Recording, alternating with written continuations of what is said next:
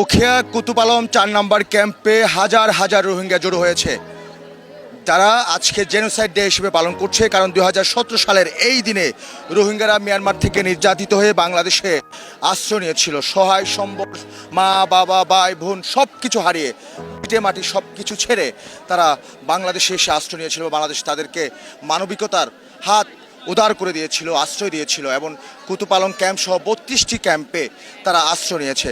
এবং আজকের সেই দিনটাকে স্মরণ করবার জন্য উখিয়ার যে কুতুপালং ক্যাম্প আছে ৪ নম্বর, সেখানে বিশাল গণজমায়েত। এখানে সকল স্তরের রোহিঙ্গারা এখানে জমায়েত হয়েছে, শুধু নারীরা বাদে।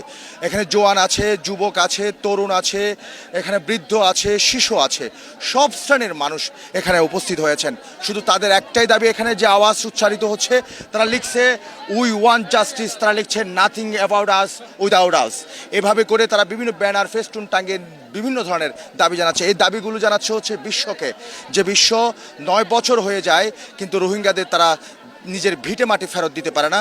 সে বিশ্বকে তারা আহ্বান জানায়, তারা দেশে ফিরে যেতে চায়, তারা নিজ ভিটে মাটিতে ফেরত যেতে চায়, তারা নিজের দেশকে দেখতে চায়, সে দেশের আবহাওয়া, সে দেশের ঘ্রাণ তারা উপভোগ করতে চায়। এবং এই শরণার্থী জীবন তারা আর এভাবে করে আর চায় না। এক চালা ছাউনি ঘরে এই গিঞ্জির জীবন তারা আর চায় না। তারা বলছে, তারা প্রত্যেকটা যারা আছেন রোহিঙ্গারা আছেন, তারা প্রত্যেকে বলছেন তারা ফিরে যেতে চায় এবং সেজন্য বিশ্ববাসীকে আহ্বান করছে তাদের যেন ফিরে নেওয়ার যে নিরাপদ ব্যবস্থা তাদের দেশে, সেটা ব্যবস্থা করবার জন্য বারবার আহ্বান করছে।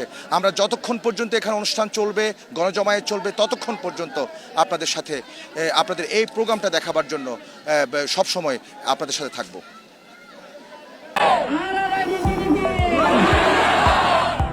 Mama,